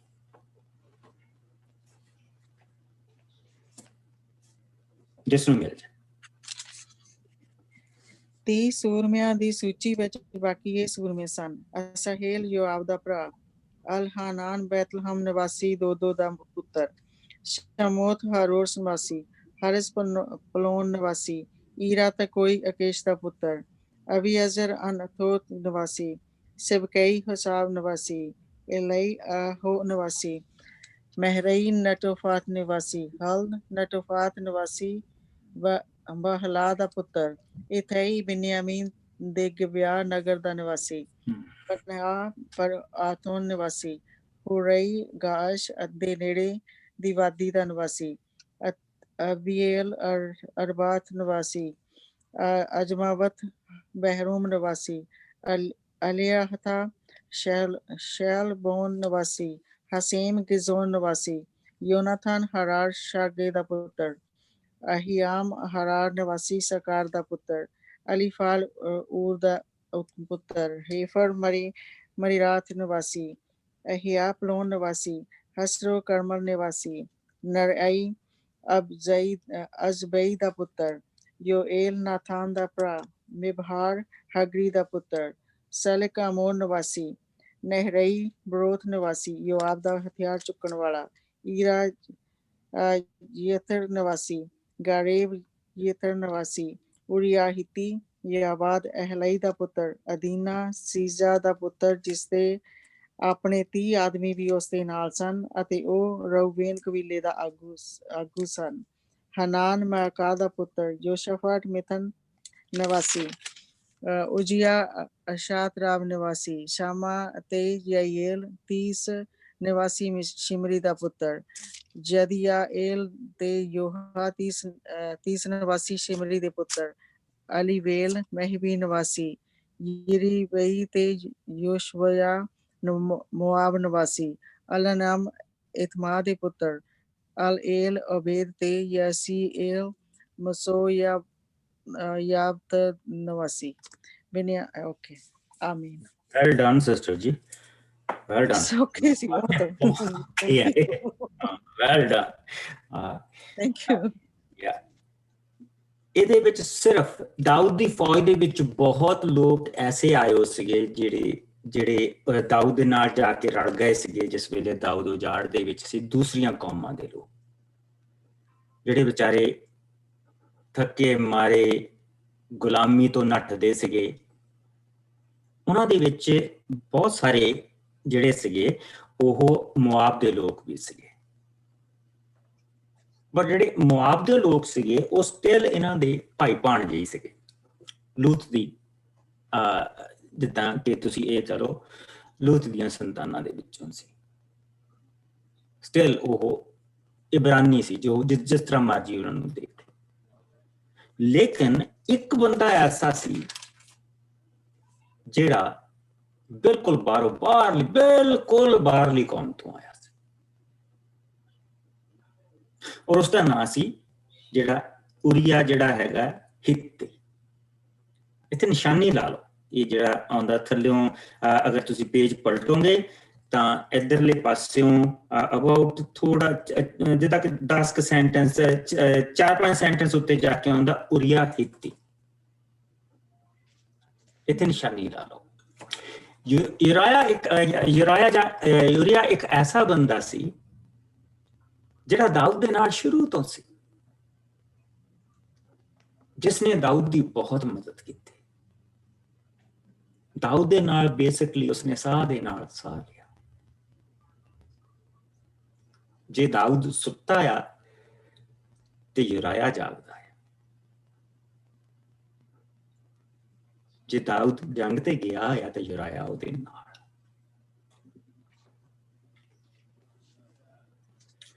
ਔਰ ਯੂਰੀਆ ਜਿਹੜਾ ਸੀਗਾ ਇੱਕ ਲੋਇਲ ਬੰਦਾ ਸੀ। ਮੋਆਬਾਈਟ, ਐਮੋਨਾਈਟ ਜਿਹੜੇ ਲੋਕ ਸੀਗੇ, ਈਵਨ ਈਸੋ ਦੇ ਜਿਹੜੇ ਖਾਨਦਾਨ ਦੇ ਲੋਕ ਸੀਗੇ, ਇਸ਼ਮਾਇਲ ਦੇ ਖਾਨਦਾਨ ਦੇ ਲੋਕ ਸੀਗੇ, ਉਹ ਸਟਿਲ ਸਾਰੇ ਦੇ ਸਾਰੇ ਇਬਰਾਨੀ ਬੋਲਣ ਵਾਲੇ ਲੋਕ ਸੀਗੇ। ਉਹ ਕਿਸੇ ਨਾ ਕਿਸੇ ਤਰ੍ਹਾਂ ਦਾ ਰਿਸ਼ਤੇ ਨਾਤੇ ਜਾਗਦੇ ਸੀਗੇ, ਜੁੜਦੇ ਸੀ। ਲੇਕਿਨ ਇਹ ਇੱਕ ਐਸਾ ਬੰਦਾ ਆ ਜਿਸ ਦੇ ਜਿਹੜੇ ਬਜ਼ੁਰਗੇ ਆ ਉਹ ਐਕਚੁਅਲੀ ਮੈਸੇਡੋਨੀਆ ਦੇ ਇਲਾਕੇ ਚੋਂ ਆਏ ਆ, ਰੋਮਨ, ਜਿਸਦੇ ਰੋਮਨ ਸੀਗੇ, ਜਿੱਥੇ ਸਿਕੰਦਰ ਆਇਆ ਸੀਗਾ। ਜਿਹੜੇ ਹਿੱਤਾਈਟ ਸੀਗੇ ਇਹ ਉਧਰੋਂ ਉੱਠ ਕੇ ਆਏ ਸੀ, ਕਿਉਂਕਿ ਉਧਰਲੀ ਜਿਹੜੀ ਧਰਤੀ ਸੀਗੀ ਉਸ ਧਰਤੀ ਦੇ ਉੱਤੇ ਜਿਸ ਤਰ੍ਹਾਂ ਕਿ ਮੁਸੀਬਤ ਬਹੁਤ ਆ ਗਈ ਸੀਗੀ। ਉੱਥੇ ਜਿਹੜਾ ਪਹਾੜ ਜਿੱਦਾਂ ਫਟਿਆ ਸੀਗਾ, ਲਾਵਾ ਫਟਿਆ ਸੀ, ਤੇ ਉਹਦੇ ਨਾਲ ਬਹੁਤ ਪ੍ਰੋਬਲਮ ਉੱਥੇ ਆ ਗਈ ਸੀ। ਸੋ ਇਹ ਬਹੁਤ ਸਾਰੇ ਉਦੋਂ ਫਿਲਿਸਤੀਨ ਵੀ ਬਹੁਤ ਸਾਰੇ ਉਦੋਂ ਹੀ ਉੱਠ ਕੇ ਆਏ ਆ, ਜਿਨ੍ਹਾਂ ਦੇ ਵਿੱਚੋਂ ਹਿੱਤਾਈਟ ਇੱਕ ਸੀਗੇ, ਹਿੱਤੀ ਲੋਕ ਇੱਕ ਸੀਗੇ। ਔਰ ਉਸ ਤੋਂ ਬਾਅਦ ਜਿਸ ਵੇਲੇ ਇਹ ਹਿੱਤੀ ਉੱਥੋਂ ਗਏ ਆ ਤਾਂ ਇਹ ਸਾਰੇ ਦੇ ਸਾਰੇ ਇੱਧਰ ਇੰਗਲੈਂਡ ਦੇ ਇਲਾਕਿਆਂ ਦੇ ਵਿੱਚ ਜਾ ਕੇ ਸਾਰੇ ਇਹ ਬਸੇ। ਜਦ ਉਹਨਾਂ ਦਿਨਾਂ ਦੇ ਵਿੱਚ ਉਸਨੂੰ ਬਰਤਾਨੀਆ ਕਿਹਾ ਜਾਂਦਾ ਸੀ। ਸੋ ਯੂਰੀਆ ਉਹਨਾਂ ਦੇ ਵਿੱਚੋਂ ਇੱਕ, ਦੇਖਣ 'ਚ ਬਿਲਕੁਲ ਅਲੱਗ, ਸ਼ਕਲ ਉਹਦੀ ਬਿਲਕੁਲ ਅਲੱਗ, ਰੰਗ ਬਿਲਕੁਲ ਉਹਦਾ ਫੇਅਰ, ਲੇਕਿਨ ਉਹ ਦਾਊਦ ਦੇ ਨਾਲ ਖੜਾ ਹੈ। It's a very important thing to say. ਇਹ ਉਹ ਬੰਦਾ ਆ ਜਿਹੜਾ ਜਿਸ ਦੀ ਗਿਣਤੀ ਉਹਨਾਂ ਬੰਦਿਆਂ ਦੇ ਵਿੱਚ ਹੁੰਦੀ ਹੈ ਜਿਨ੍ਹਾਂ ਨੇ ਦਾਊਦ ਨੂੰ ਰਾਜ ਲੈਣ ਦੇ ਵਿੱਚ ਮਦਦ ਕੀਤੀ, ਜਿਨ੍ਹਾਂ ਨੇ ਦਾਊਦ ਨੂੰ ਐਕਚੁਅਲੀ ਉਜਾੜ ਦੇ ਵਿੱਚ ਸਾਥ ਦਿੱਤਾ, ਜਿਨ੍ਹਾਂ ਨੇ ਉਸ ਤੋਂ ਬਾਅਦ ਦਾਊਦ ਨੂੰ ਜਿਸਲੇ ਉਹ ਰਾਜਾ ਬਣਿਆ, ਸਭ ਤੋਂ ਪਹਿਲਾਂ ਉਹ ਰਾਜਾ ਬਣਿਆ ਸਿਰਫ ਆਪਣੀ ਟਰਾਈਬ ਦਾ, ਯਹੂਦਾ ਦੀ ਟਰਾਈਬ ਦਾ, ਉਦੋਂ ਉਸ ਦੇ ਨਾਲ ਖੜੇ ਸੀ। ਪਰ ਇਹ ਲੋਕ ਉਹ ਆ ਜਿਸਲੇ ਉਹ ਸਾਰੇ ਇਜ਼ਰਾइल ਦਾ ਰਾਜਾ ਬਣ ਗਿਆ ਤੇ ਇਹ ਉਹਦੇ ਨਾਲ ਉਸੇ ਤਰ੍ਹਾਂ ਖੜੇ ਆ, ਉਸੇ ਤਰ੍ਹਾਂ ਖੜੇ। ਇਹ ਇੱਕ ਮਹਾਨ ਬਰਕਤ ਸੀਗੀ। ਇਹ ਲੋਕ, ਇਹ ਮਹਾਨ ਬਰਕਤ ਸੀ ਦਾਊਦ ਨੂੰ, ਜਿਨ੍ਹਾਂ ਦੇ ਉੱਤੇ ਉਹ ਕਾਊਂਟ ਕਰ ਸਕਦਾ ਸੀ। ਇਹ ਉਹ ਲੋਕ ਸੀ ਜਿਨ੍ਹਾਂ ਦੇ ਵਿੱਚ ਦਾਊਦ ਆਰਾਮ ਦੇ ਨਾਲ ਸੌਂ ਸਕਦਾ ਸੀ, ਜੰਗ ਦੇ ਵਿੱਚ ਉਹ ਸੌਂ ਸਕਦਾ ਸੀ। ਇਹ ਉਹ ਲੋਕ ਸੀ ਕਿ ਦਾਊਦ ਤੱਕ ਜਿਹੜੀ ਮੌਤ ਆ ਉਹ ਪਹੁੰਚ ਨਹੀਂ ਸਕਦੀ ਸੀ। ਉਹਨਾਂ ਨੂੰ ਪਹਿਲਾਂ ਉਹਨਾਂ ਦੇ ਰਾਹੀਂ ਉਸ ਨੂੰ ਨਿਕਲਣਾ ਪੈਣਾ ਸੀ, ਉਹਨਾਂ ਤੇ ਪੈਰ ਰੱਖ ਕੇ ਦਾਊਦ ਤੱਕ ਪਹੁੰਚ ਸਕਦੀ ਸੀ। ਇਹ ਉਹ ਲੋਕ ਸੀ ਜਿਨ੍ਹਾਂ ਨੇ ਫਲਸਤੀਆਂ ਦੇ ਕੈਂਪ ਦੇ ਵਿੱਚ ਜਾ ਕੇ ਪਾਣੀ ਲਿਆ ਕੇ ਦਾਊਦ ਨੂੰ ਦੇ ਦਿੱਤਾ ਕਿ ਲੈ ਤੂੰ ਪਾਣੀ।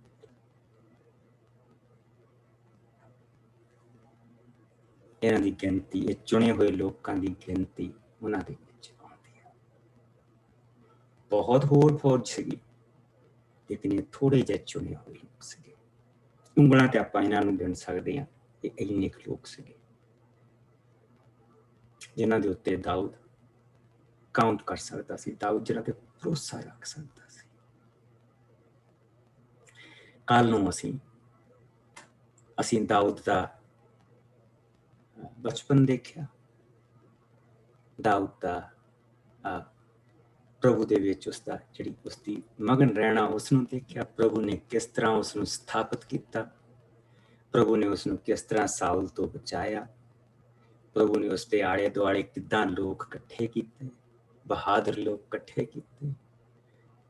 ਪ੍ਰਭੂ ਨੇ ਕਿਸ ਤਰ੍ਹਾਂ ਦਾਊਦ ਦੇ ਹੱਥਾਂ ਨੂੰ ਲਹੂ ਨਹੀਂ ਲੱਗਣ ਦਿੱਤਾ ਸਾਊਲ ਦਾ, ਲੇਕਿਨ ਉਸਨੇ ਉਸਨੂੰ ਸਾਊਲ ਦੀ ਜਿਸਲੇ ਮੌਤ ਹੋ ਗਈ ਤਾਂ ਪ੍ਰਭੂ ਨੇ ਉਸਨੂੰ ਰਾਜਾ ਬਣਾਇਆ ਔਰ ਫਿਰ ਉਸਨੇ ਉਸਨੂੰ ਮਹਾਰਾਜਾ ਬਣਾਇਆ, ਸਾਰੇ ਇਜ਼ਰਾइल ਦਾ ਮਹਾਰਾਜਾ ਬਣਾਤਾ। ਪ੍ਰਭੂ ਉਸਨੂੰ ਦਿੰਦਾ ਹੀ ਚਲਾ ਗਿਆ, ਦਿੰਦਾ ਹੀ ਚਲਾ ਗਿਆ। ਉਹ ਲੈਂਦਾ ਥੱਕ ਗਿਆ, ਪਰ ਪ੍ਰਭੂ ਨੇ ਆਪਣਾ ਹੱਥ ਨਹੀਂ ਰੱਖਿਆ। ਔਰ ਹੁਣ ਥੋੜਾ ਜਿਹਾ ਅਜਮਾਇਸ਼ ਆਉਣੀ ਉਹਦੇ ਤੇ। ਸਭ ਤੋਂ ਪਹਿਲਾਂ ਦੋ ਗਲਤੀਆਂ ਉਸਨੇ ਕਰਨੀਆਂ। ਇੱਕ, ਜਿਹੜੇ ਕੰਮ ਦੇ ਲਈ ਉਹ ਚੁਣਿਆ ਗਿਆ ਉਸਨੇ ਉਹ ਕਰਨਾ ਨਹੀਂ, ਉੱਤੋਂ ਉਸਨੇ ਆਪਣੇ ਆਪ ਨੂੰ ਪਿੱਛੇ ਖਿੱਚ ਲੈਣਾ ਔਰ ਫਿਰ ਉੱਥੋਂ ਗਲਤੀ ਪੈਦਾ। ਲੇਕਿਨ ਇੱਕ ਚੀਜ਼ ਯਾਦ ਰੱਖਿਓ, ਪ੍ਰਭੂ ਆਪਣੇ ਚੁਣਿਆ ਹੋਇਆਂ ਦੇ ਨਾਲ ਬਣਿਆ ਰਹਿੰਦਾ, ਉਸਦਾ ਰਹਿਮ ਬਣਿਆ ਰਹਿੰਦਾ। ਕੱਲ ਨੂੰ ਅਸੀਂ ਅਗਲਾ ਚੈਪਟਰ ਦਾਊਦ ਦੀ ਜ਼ਿੰਦਗੀ ਦਾ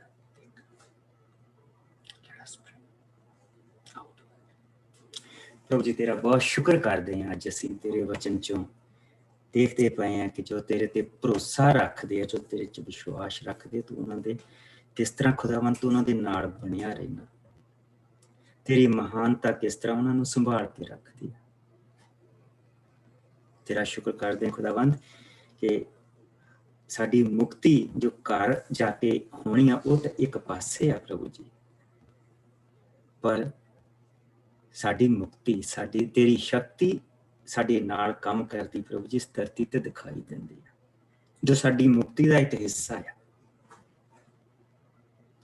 ਔਰ ਪ੍ਰਭੂ ਜੀ ਅਸੀਂ ਇਹ ਮੰਗਦੇ ਹਾਂ ਕਿ ਇਹ ਤੂੰ ਸਾਡੀਆਂ ਜ਼ਿੰਦਗੀਆਂ ਦੇ ਵਿੱਚ ਪੈਦਾ ਕਰ, ਸਾਡੇ ਭਰੋਸੇ ਨੂੰ ਵਧਾ ਕਿ ਅਸੀਂ ਤੇਰੇ ਵਿੱਚ ਵਧੀਏ। ਸੱਚਮੁੱਚ ਖੁਦਾਵੰਦ ਇਸ ਵਚਨ ਦੇ ਵਿੱਚ ਅਸੀਂ ਤੇਰੇ ਪੈਰਾਂ ਦੇ ਨਿਸ਼ਾਨ ਦੇਖਦੇ ਪਏ ਹਾਂ, ਤੇਰੀਆਂ ਬਾਹਾਂ ਦਾ ਜ਼ੋਰ ਦੇਖਦੇ ਪਏ ਹਾਂ ਔਰ ਪ੍ਰਭੂ ਜੀ ਤੇਰੇ ਪਿਆਰ ਦਾ ਕਮਾਲ ਦੇਖਦੇ ਪਏ ਹਾਂ।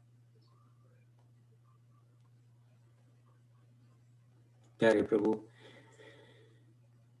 ਤੇਰਾ ਸ਼ੁਕਰ ਕਰਦੇ ਹਾਂ। ਪ੍ਰਭੂ ਜੀ ਹੁਣ ਅਸੀਂ ਆਪਣੇ ਆਪ ਨੂੰ ਤੇਰੇ ਪਵਿੱਤਰ ਹੱਥਾਂ ਦੇ ਵਿੱਚ ਸੌਂਪਦੇ ਹਾਂ। ਅੱਜ ਦਾ ਦਿਨ ਮੇਰੇ ਪਿਆਰੇ ਪ੍ਰਭੂ ਤੂੰ ਸਾਡੇ ਨਾਲ ਜਿਸ ਤਰ੍ਹਾਂ ਤੇਰੀ ਬਰਕਤਾਂ ਸਾਨੂੰ ਤੇਰੇ ਵਚਨ ਦੇ ਵਿੱਚੋਂ ਮਿਲਦੀਆਂ, ਖੁਦਾਵੰਦ ਇਸੇ ਤਰ੍ਹਾਂ ਪ੍ਰਭੂ ਜੀ ਸਾਨੂੰ ਦਿੰਦਾ ਰਹੇ। ਤੇਰੀ ਰਾਖੀ, ਤੇਰਾ ਰਹਿਮ, ਤੇਰੀ ਦਇਆ ਜੋ ਅਸੀਂ ਜ਼ਬੂਰਾਂ ਦੇ ਵਿੱਚ ਪੜ੍ਹਦੇ ਪਏ ਹਾਂ ਪ੍ਰਭੂ ਜੀ ਤੂੰ ਸਾਨੂੰ ਦੇ।